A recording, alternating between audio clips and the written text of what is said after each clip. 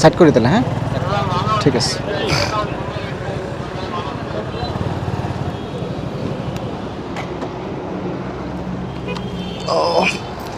অনেকদিন পর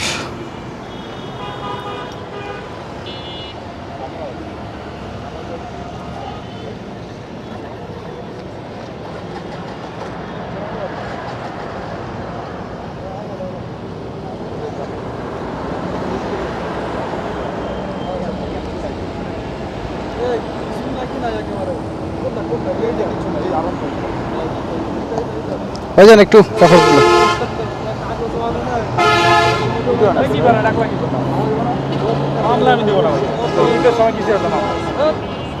আর কিছু লাগবে? এই যে ইয়েটা আছে আমার কাছে, যে মেইন কপি যেহেতু পেয়েছেন এটা লাগবে না, এই যে এটা দিয়ে হয় এখন? এটাই হবে, এটা লাগবে না, এটা ফালায় দেন। না না, এটা মাঝে মধ্যে এটার জন্য ধরে, বুঝছেন? না এটা তো ওকে ধন্যবাদ। ঠিক আছে।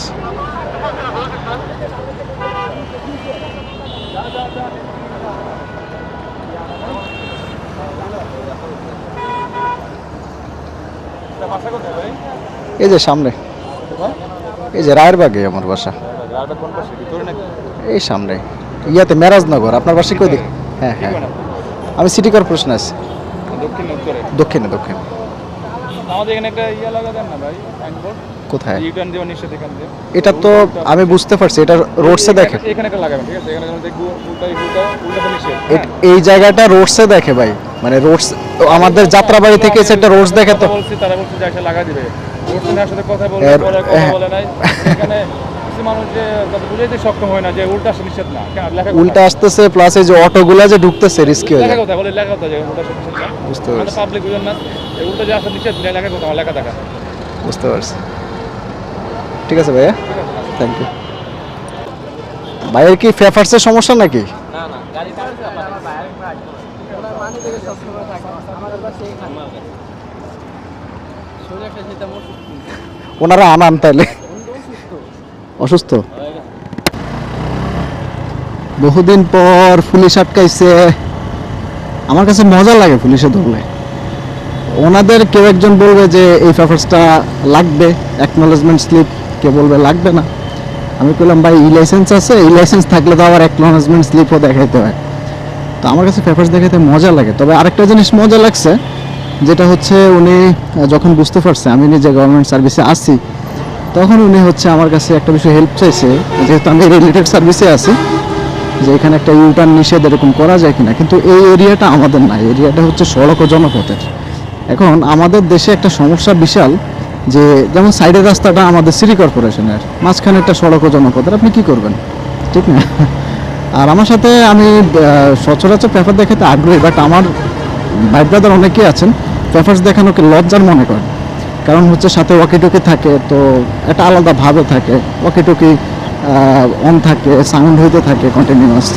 এই জিনিসটা আমার ক্ষেত্রে সমস্যা যেটা, যে আমি আইন মানতে পছন্দ করি, সেজন্য আমি আইনকে উৎসাহিত করার জন্যই দেখা গেছে যে ওয়াকিটকি আমি বাজাই না। যখন আমার অফিসিয়াল টাইমটা শেষ, আমি ট্রাই করি ওয়াকিটকি সাথে আছে ফাইন, আমার এটাকে আমি একদম বাজায় আজে সরগরম করে ফেলাইতে হবে বা আমি অমুক তমুক হুমুক এটা করার আমার প্রয়োজন মনে করি না। আরেকটা ব্যাপার হচ্ছে যে আমাকে থামাইলে আমি ট্রাই করি যে কোঅপারেট করার, এবং আমি খুব স্মুথ থেমে যাই যে হ্যাঁ ঠিক আছে ফাইন, দেখেন সমস্যা নেই। তো এই জিনিসটা দেখলাম পাশে দুইটা ছেলে আছে, ওদের হচ্ছে পেপারসের প্রবলেম। এখন পেপারসের প্রবলেম বলতে ওদের পেপারস বাসায় আছে, ওদের ভাইয়ের বাইক, ভাই অসুস্থ, আসতে পারছে না।